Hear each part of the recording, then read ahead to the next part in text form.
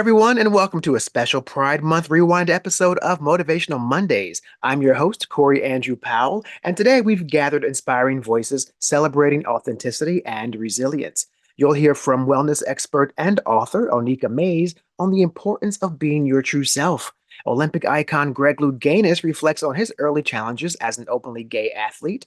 Performer and trans advocate Peppermint shares why she initially turned down RuPaul's Drag Race. Foster care reform advocate Rob Shear discusses his journey from foster child to loving foster parent. And Jennifer Brown and Giselle Phelps close us out with messages of inclusion and why we should avoid misguided stereotypes. Let's dive in. First up, author, yoga instructor, and wellness expert Oneika Mays delves into the importance of embracing your authentic self in today's world. Yeah, I have to say, yoga was a transformative part of my life. About 15 years ago, I had a personal tragedy, and somebody that I loved got killed in Iraq. And I found myself on my yoga mat. And when I hit my yoga mat, I recognized and realized that I didn't really love myself fully. And that practice allowed me to completely fall in love with myself. And from that, I fell in love with the world and realized that as like a Black queer woman, I was holding on to some narratives about myself that I didn't want to necessarily admit, and some self-loathing. And when I practiced yoga, I opened myself up and I realized that I could show up just as who I was. And it didn't matter what the world thought of me. And when I did that, I found joy. And then from there, I wanted to share that joy with the world. That's amazing because, so much of what we talk about is always like finding or finding who you are and showing up as your most authentic self. And that's a really big part of the leadership conversation here that we have on Motivational Mondays and here at the NSLS in general, because it's a really big one. So for me, I have a very similar connection, very similar story as yours. You know my story. I had those same issues sort of growing up and trying to reconcile who I was with the narratives as a Black gay man who was always sort of in conflict with self. Yeah. And it's like the things that we think stop people from loving us are the very things that people will love about us. The things that we try to hide are the things that make us so interesting and unique. So why not let that stuff shine and share that with the world? And I think that's important for leaders, right? When they're working with teams, those things that, your team members have that you might think are an issue are actually the very strength that you should be tapping into them, because then they're going to show up to be their best because they can be their true selves. Yeah, it's so funny. I always laugh and say that, I check off so many boxes now, but back in the day, we were afraid to check off those boxes. We didn't want to identify as this or that or have people look at us a certain way or pass judgment. And now I'm like, you know what? I check all of the boxes. I'm like, I'm going in, I'm going to walk in, I'm going to check Black, I'm going to check gay, I'm going to check male, I'm going to check, like all the things who I am, because once you embrace who you are unapologetically, it makes all the difference in the world, right? Yeah, I think one of the boxes that I realized that I couldn't check was that I didn't really feel like I fit in a box anywhere. I think growing up, I felt too Black for my white friends, too white for my Black friends, not straight enough for straight people, too gay for, not gay enough for gay people, too gay for straight people. And then I realized, you know what? I just got to be me. And my people will find me and I will find my people. Yeah, I love that, And, you and I have privately talked as well about the whole Black-white dynamic too, because we both sort of had that similar experience, being young, sort of, I guess, lovers of language and speaking a certain way. And especially when you're an African American in this country, sometimes, you speak a certain way and with a less urban vernacular, I would say. Yep. And, you get a lot of the, you sound white or you talk white. And I would get that. And I know you did too, because we talked about it. But yeah, I'd always get that from actually inner city Black kids would tell me that. And I'm like, no, I don't talk white. I'm just speaking English. Right. So, we've been through that our whole lives. And I would just say, no, I'm speaking English. So I don't understand that whole dynamic. But yeah, there's a lot of layers to navigate. And we have to kind of finally identify with who we are, love ourselves. And that's when we really propel ourselves forward, I believe. Now I want to ask you as well, as far as your work, how does being, I guess, a Black feminist who is a part of the LGBT community, how does that shape or assist your work and the things that you do, how you perceive your role as a yoga instructor who's teaching mindfulness to your students? How does that work? I think I teach through my lens. And so when I show up to spaces authentically as who I am, I think it sets a tone for students to allow themselves to have the experience that they need to have. And I think because of who I am, I recognize that Hmm. often people will try to have stories about you, or think certain things about you. So I'm very conscious Right. of the Right. fact that I allow people, and I don't know everybody's experience. I don't think I have to, but what I do recognize is that because of my own lived experience, I'm not here to judge anybody's experience. So people can show up and do what they need to do for themselves, because I think that's liberation, right? And that's what yoga did for me. It allowed me to liberate myself from being seen a certain way or sort of swallowing stories about myself. So being me allows myself to have students for them to be themselves. And I think that really helped when I was working in a really violent environment like Rikers. Yes, absolutely. I want to talk about that, Rikers. That's one of the most fascinating things to me about what you've been doing over the past few years, the work at Rikers. But before we get to that, I want to just mention, though, on the same topic that you just mentioned, you know, you know, um, it's very aligned with when I have heard people talk about the most doubting voice very often that's in our own head is the one that Mm-hmm. we've put there. Mm-hmm. It's so prominent. Like my colleague Rob Shooter, who I do the Naughty but Nice podcast with, he said that he's like, that voice in our head is usually our own, but it's really just Mm-hmm. regurgitating all the negative things that people have said about us, right? All the naysayers, all the negative, all the things that they like have been projecting on us. It's really that voice in our head that we hear is really that being said over and over again, the things that other people thought about us. So Yes. you have to kind of like, mute those voices, know how to get rid of them, and then get back into who you are, who I am, and believe what's true to you and your vision and what you want, not how other people perceive you. Oh, I love that. That's what happened. I had a similar experience when I decided to completely change my life, because I had a whole life before I was doing what I was doing now. I was in book retail for almost 20 years and love that. Book people are my people. But after I had that tragedy and I was in a yoga class in Manhattan, it was about 110 degrees, 75% humidity. And the yoga teacher said, you can change or you can be comfortable, but you can't do both things at the same time. And my world exploded. And I recognized that I was going to do things differently. And that was going to mean having to confront that doubting voice that you were just talking about, and really putting her to rest by telling her, like, listen, you're okay. And those things that you did and you moved in a certain way because you had to, because you didn't know you didn't know better. But once you know better, like Maya Angelou says, you can do better. So I allowed that little girl who didn't feel like she was enough to rest and play, let her know that I was going to take care of her with this newfound love that I had for myself. And that's the way that I show up into spaces now. Up next, Olympic diving icon Greg Louganis opens up about the challenges he faced as an openly gay athlete in the early 1980s, shedding light on his inspiring journey. People don't really realize, I guess, how different the world was 1980s versus now for gay people. But if you wouldn't mind, talk a little bit about being a gay athlete at that time and some of the fear you had with being, I guess, exposed by the media. I always wanted my diving to be about the diving. I felt that if I came forward with my sexual identity, I mean, I was out to friends and family and people who were close to me. People in USA Diving knew about my sexual identity, so my sexual preference, and so it was just not. I mean, I was encouraged by my agent. Said, okay, keep the gay thing.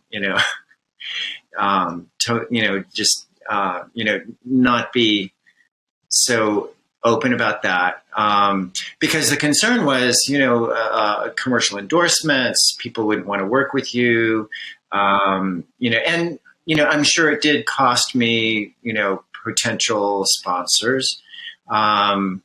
And so, that was the concern.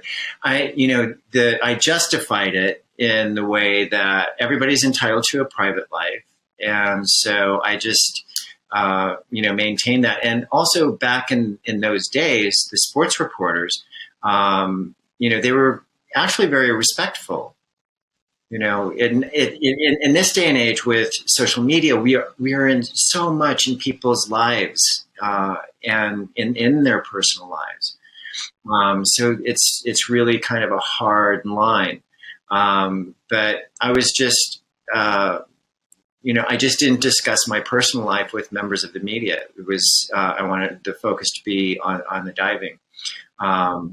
So, yeah, it wasn't a real warm and welcoming atmosphere to be open and gay. I was the diving team is a really small team. And so when we travel internationally, they'd have meetings that I wasn't invited to, it was who was in a room with the fag, and it was like, you should. My feeling was, okay, you should be so flattered, right, right. But it's just like that was an issue, and really, a lot of people say that they tried to identify that as homophobia, but in meeting up with a lot of those those guys, it was more about jealousy than it was homophobia, because I was winning at the time. So, I don't know. I think to a small degree it was homophobia, but, it wasn't a real welcoming atmosphere during those years. Yes. And then you compile that with the fact that the epidemic for HIV and AIDS was sort of just beginning to infiltrate the news cycle and just every day our psyche. And I can remember the hysteria of like the dynasty kiss.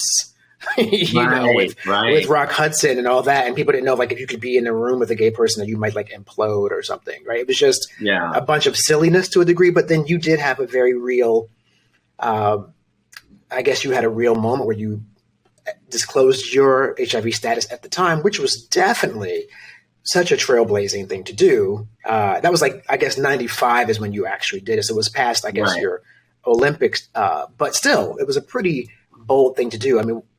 What made you make that decision? I knew that it was my next step in my journey because I was doing a play. I was doing Jeffrey in New York at the Minetta Lane Theater. And my character that I played, Darius, I was able to kind of live out my fantasies and face my fears because, Darius was out and proud and gay pride parades and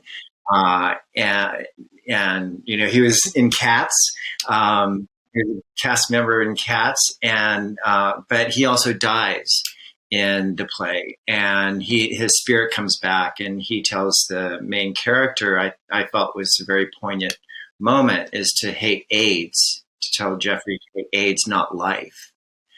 And so that was kind of my journey. And then, doing the play for 6 months, I went to a friend of mine, Robbie Brown, and I said, I want to write a book. Because with my HIV, I felt that not many people knew about my HIV status. There was still so much stigma surrounding HIV. And, like some of the, mentality across the country, especially in the Bible Belt, was, oh, it's killing the right people, IV drug users and, prostitutes and gay men. And so, there was just this, like you said, it was a mass hysteria. And also the reality of it was we were going to memorials every weekend, several memorials in a weekend. And so, and you just heard all these horror stories. So there wasn't a whole lot of compassion. I do remember that, when I came out, I actually was pointed out to me way after the fact, because I don't read my press. But one thing I learned was that they were trying to take my medals away from me because because Wow. I competed in Seoul, Korea, which they had a travel ban surrounding HIV. So had they All known my right. HIV status, I wouldn't have been able to compete at the Olympics. And that is the one where you hit your head on the That's where I hit springboard, my head, right? which terrified me, by the way. I was like, Lord, he is not going to come out that pool. I was, I mean, yeah. And so you bled in the pool. I think that was the controversy Well, as well. that's the speculation. But when you get an injury like that, you have the impact and the injury, especially on the head. It doesn't bleed right away. It's not just it takes some time, because like when I got out of the pool, I was holding my head. I went around the corner to my coach, and then that's when he noticed a little trickle of blood running down. Right. And so he pushed the blood back up into my hairline. So as we passed the Chinese, because he didn't want them to know that I bled Yeah. blood. Well, the show must go on. I mean, you are a trained actor, so in Yeah. all aspects. And see, that's where that's where the chorus is so important to me, finding your rhythm, because that's how I train. I've trained from the inside out. And one of the things, I started dancing and doing acrobatics when I was a year and a half. I was performing on stage when I was 3. And so what happened was I had my costume. It was the day of the rehearsal. Have my costume. So I have a top hat, and I was given a cane. So some of the choreography changed, was adjusted. And so what my teacher did, she played the music. She said, okay, do the routine fluid. Put the music on, and left the room. As a 3-year-old, my interpretation was, okay, imagine myself doing the routine and making it fluid, making all of those transitions. And so it took 4 times. And then I found her and I said, okay, I made it fluid. And she came back and she turned the tempo up to make it faster than what I would be performing. And so she said, make it fluid. And she played the music, and I said, it was fluid. And she said, okay, you're ready. Wow. And That's so, fast. because at 3 years old, had I done the routine over and over and over and over again, my muscles would have been, so fatigued, I wouldn't be able to perform. So that is how I learned visualization. You almost, in that regard, I guess, even to simplify it more, it's almost in a way like there's no one way that people will learn and adapt to something. So in your case, you sort of had a system. You created a system in which you learned that routine quickly. But apparently that sort of process for you carried you all the way through all your successes up to being the greatest diver in the world, basically. Yeah, because like towards the end of the 70s, in the late 70s, the sports psychologist started coming around the pool and saying, oh, have you tried visualization or mental imagery? And I'm like going, duh, doesn't everybody do that? Right, I thought, yeah. as a 3-year-old, your perception doesn't go much beyond yourself. And here I had all of these years of practicing this, whether it be a dance routine, gymnastics, diving. It all was connected because I just thought that's how you did things. And our third clip, RuPaul's Drag Race alum and trans advocate Peppermint shares why she initially declined to participate in the now iconic reality show competition. I want to begin, though, by saying I've been in New York for a long time, performing, auditioning. I mean, I was in the same kind of entertainment circles, I would imagine, as you were. So I want to just say, I remember before RuPaul's Drag Race, you were really putting in the work.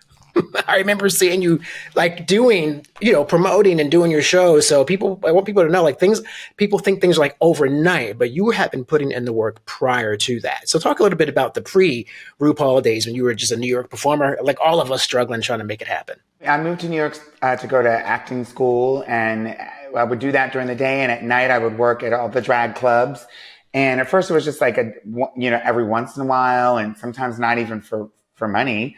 And then I eventually, after school, a few years later, was just going to enough, competitions and performances and meeting enough people, sort of networking in the city and getting to know people, honestly making friends and lasting connections of people that I still have today. Who, some of those people were like some drunk go-go dancer, 1 year, and then 5 years later they owned the club. That's and New so, York. Yeah. And so there was a lot of that happening. And then I ended up eventually working at, getting my first show and then another one to the point where at a certain point by 2008, I had a show in all the major bars and clubs in the city. I was working 7 nights a week, many weeks. I even had the opportunity to travel and, I recorded some music for it was supposed to be just like a performance in a club with Johnny McGovern, and he wanted to record the song.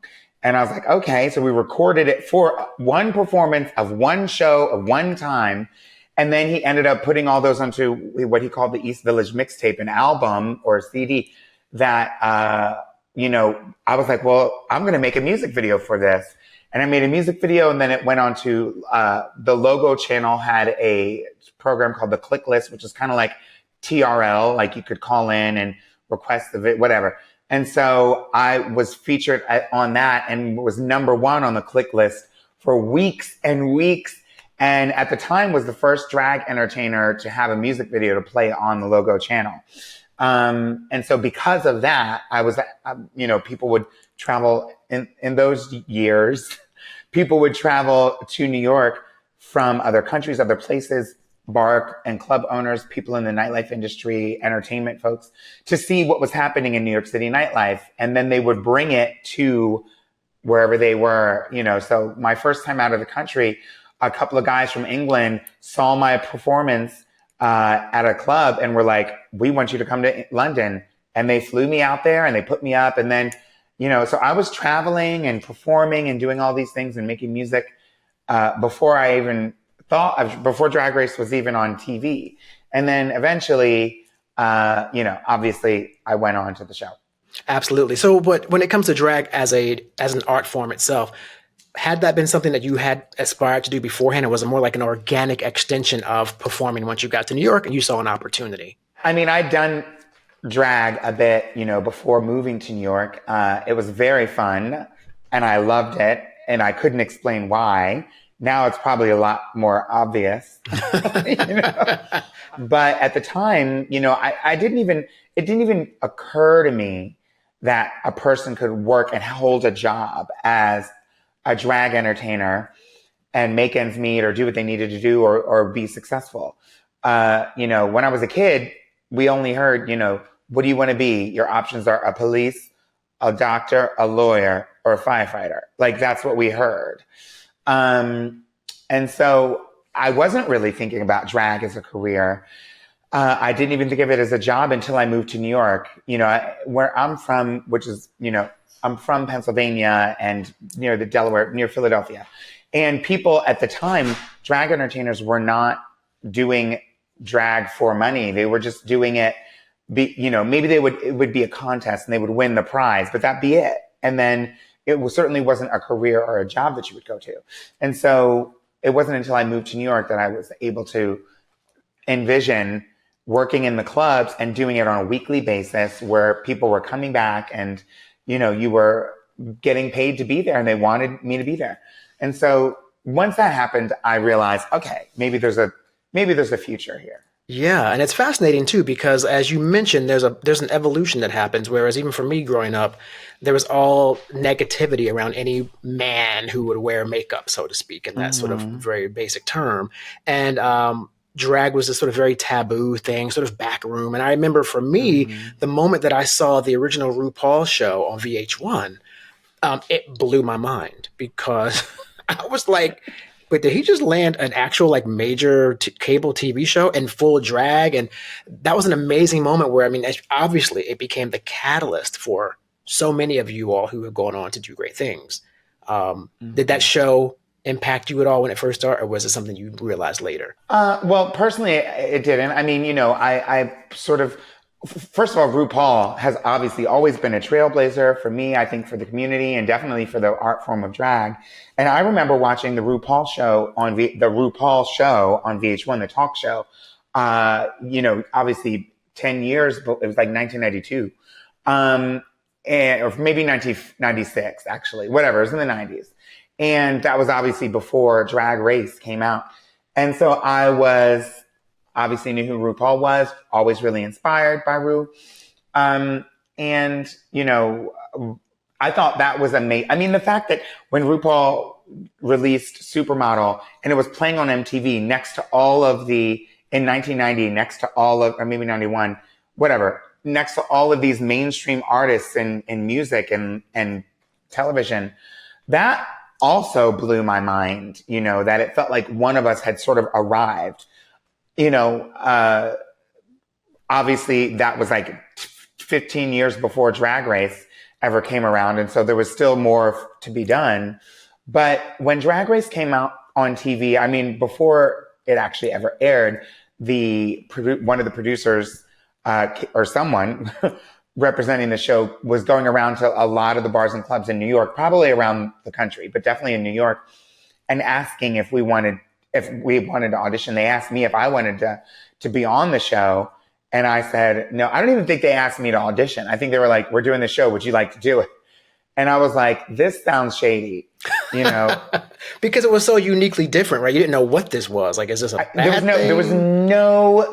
I had no idea what it could have been. I thought what they were going to do, because at the time, the only time we'd ever really seen drag on regular sort of mainstream TV programming was on talk shows, where drag entertainers, there was this really transphobic thing that daytime TV liked to do, where they would bring trans women on and drag entertainers and or cis women. They would just bring on a bunch of different femmes and be like, who's the man? Who's a natural woman? Who's real? Who's not? And they would scream, man, man, man. Terrible. Very Geraldo, very much. Phil Donahue. That's what I thought was going to happen. I was like, they're going to put us in some kind of precarious situation where we're going to be humiliated for the sake of some reality TV show. And I wasn't into that. And so I didn't want to do it. I'm glad I didn't at the time. And also, after the first one or two seasons, the prize at the time was, I think the first prize was $25,000 and a spot on the absolute headlining spot on the Absolute Pride Tour, which basically meant doing some pride gigs at some gay pride parades and marches.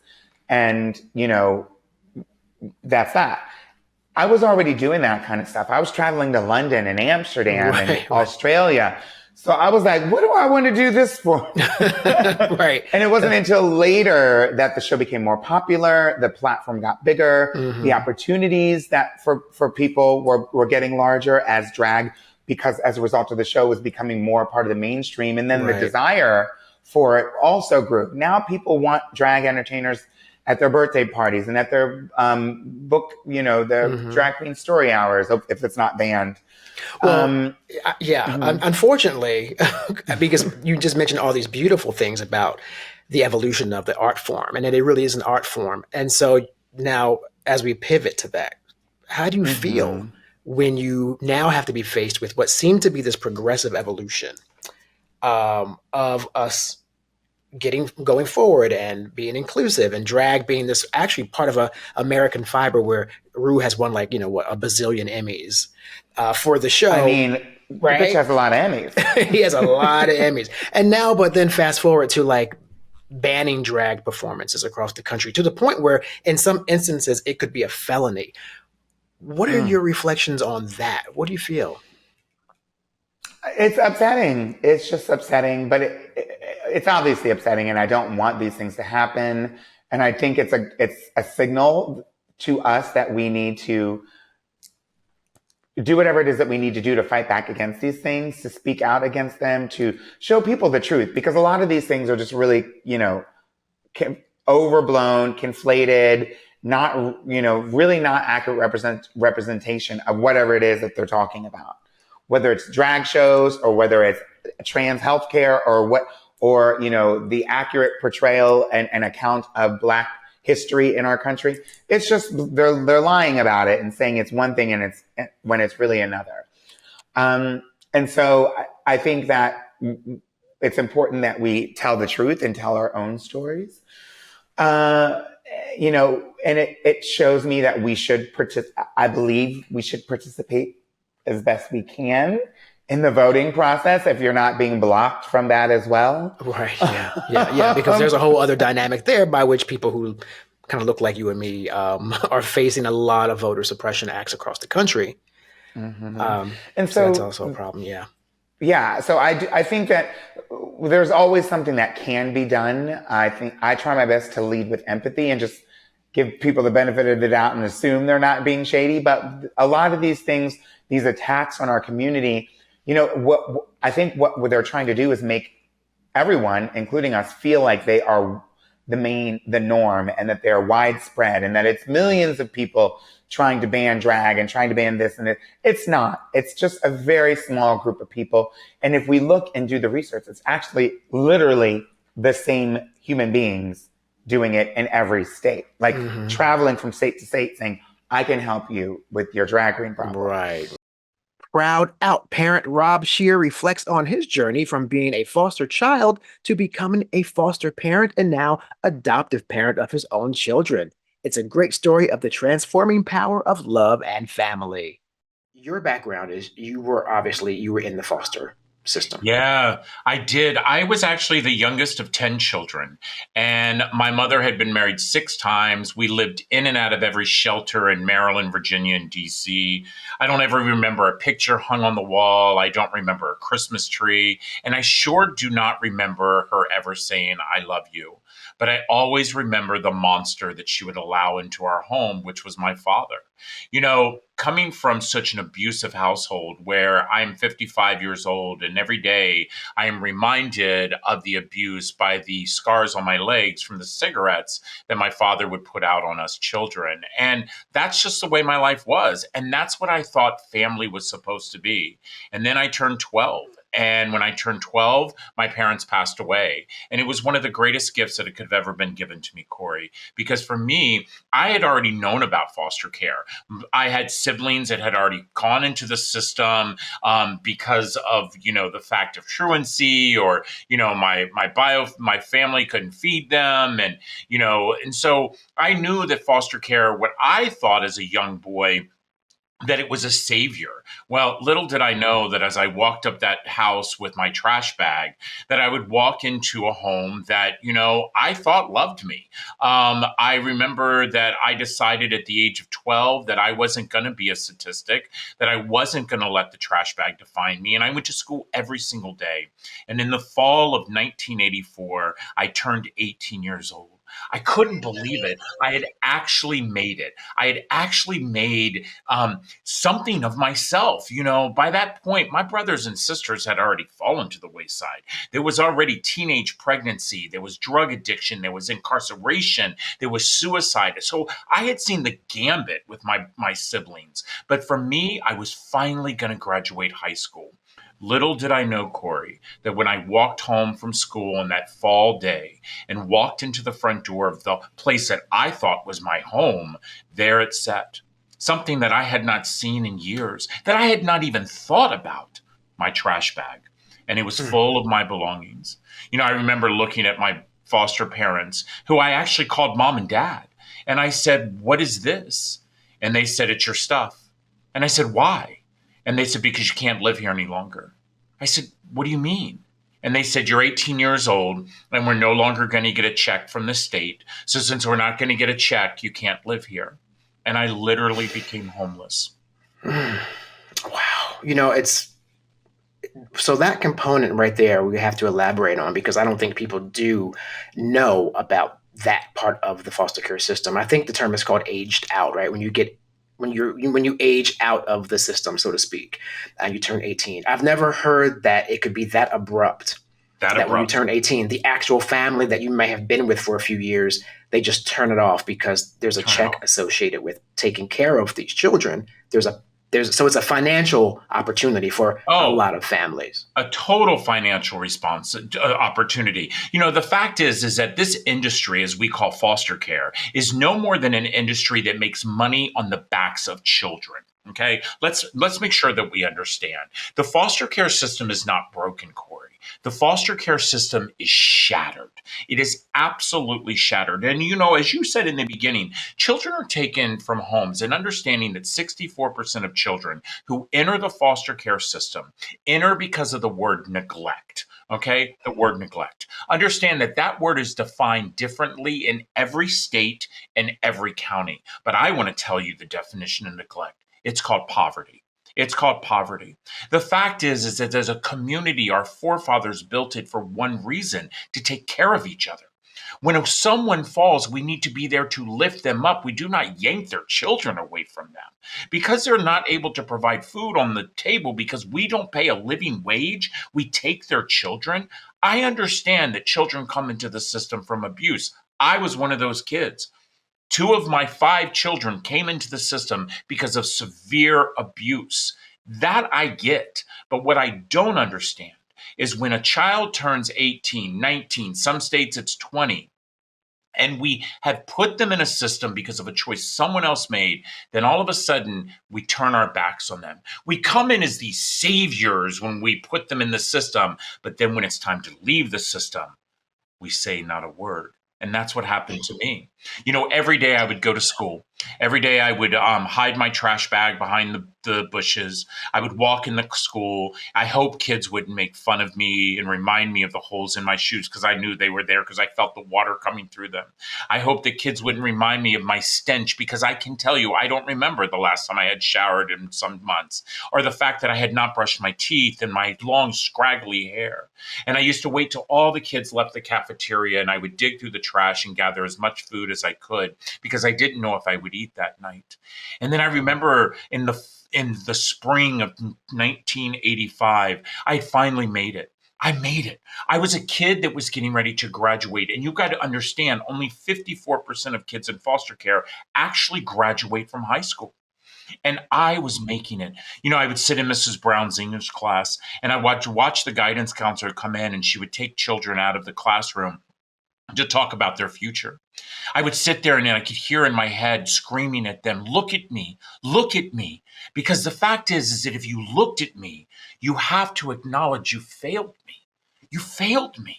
But no one ever looked at me. And then June 1985, they lined us all up, put caps and gowns on us. People in the auditorium were cheering and clapping and screaming. And then all of a sudden they called my name. Exactly. Silence. No one clapped. No one cheered. No one cared. The trash bag had done exactly what my community wanted it to do. It made me feel disposable, invisible, that I didn't matter. My baby girl, she's 18 tomorrow, and she graduated from high school last week. And I remember standing in that auditorium and standing up with my husband and my kids and my in-laws. And I get chills right now because I could not have screamed loud enough. I'm proud of you. Just if someone would have said, I'm proud of you, but they didn't. Wow. Okay, so so much there, so much emotive response there. It's sad and it feels hopeless, and it feels like society, as we mentioned, is to blame because they're not paying attention or working to create a better system. And in many ways, you've also tapped into the irony that, quote unquote, the system not being broken. Well, maybe the system is actually working the way someone designed it to work, which was almost like a for-profit industry. And so, yeah, there are some major reforms that have to happen. And it's so crazy that there's nothing to support a foster. Well, not, I won't say nothing, but I'm sure the resources are limited to prepare and support an 18-year-old person who's aging out of the foster care system. I mean, what kind of programs are there? You hit the nail on the head. Let me tell you something. First of all, we have to realize and we have to understand as a community. And by the way, your community is not your zip code, Corey. Your community is our human race. And we must understand that the 438,000 children who sit in the United States foster care system are in the system because of a choice someone else made. A choice someone else made.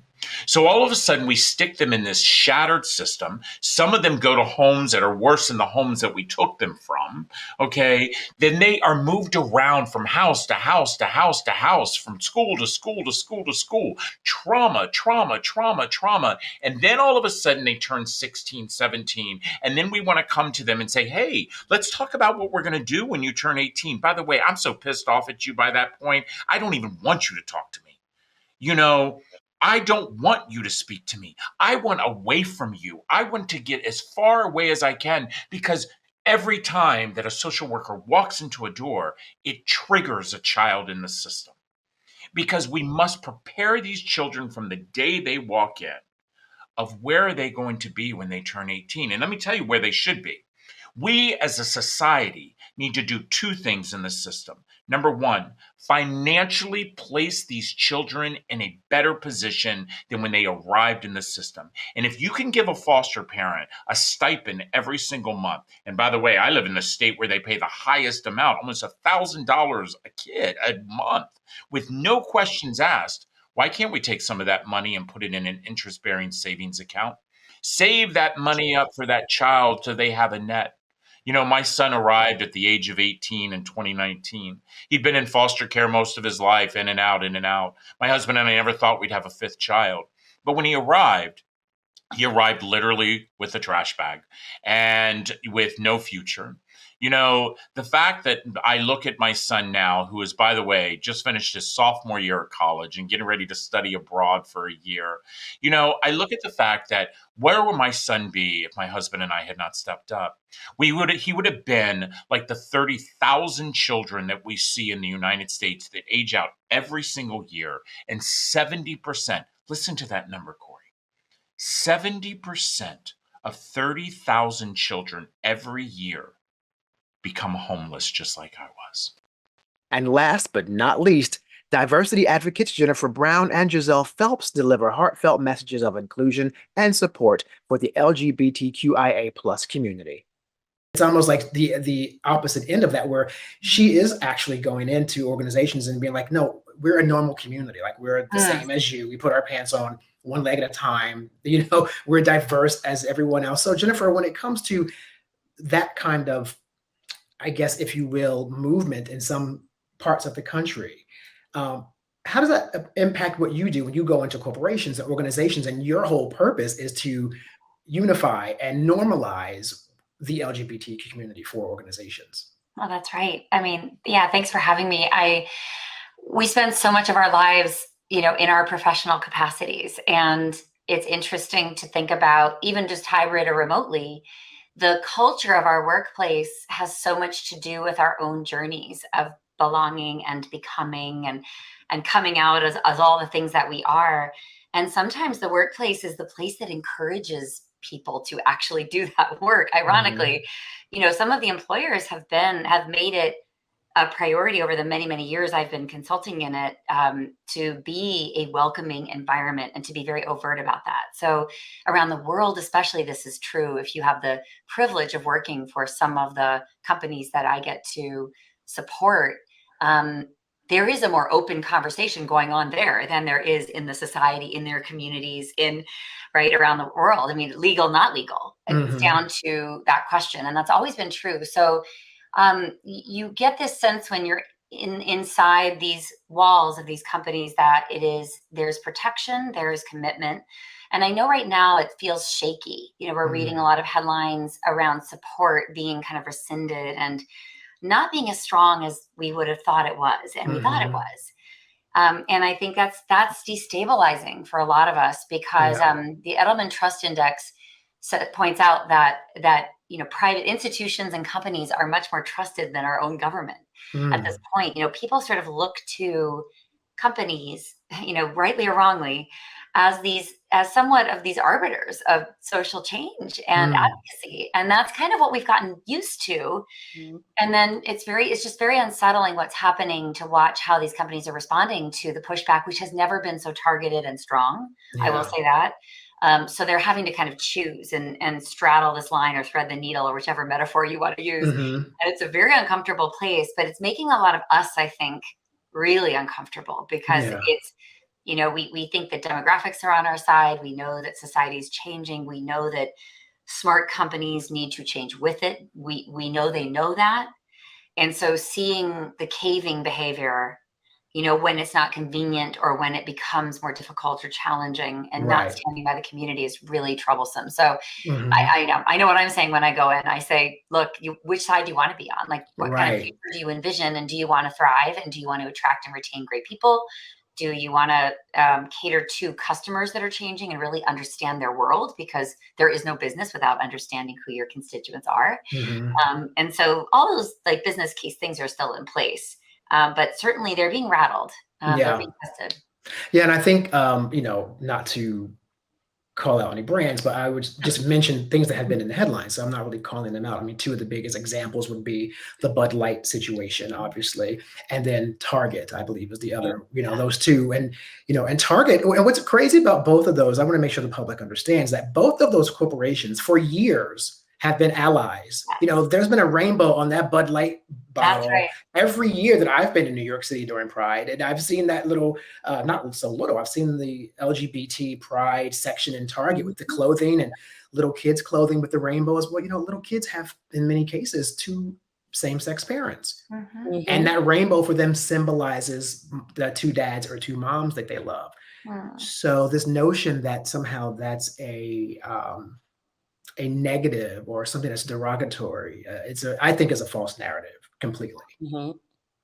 So that's that's my take on it. But I also want to ask you too, though, I'll stick with you, Jennifer, on this one, because it does tie into, there's an idea of people say, well, keep your personal life to yourself. I hear that. In fact, even with the NSLS previous thread we had, there was a gentleman who I spoke with very constructively, who said, well, that's your private life. And then, Jennifer, to your point, well, no, if I come to work, that might impact my benefits.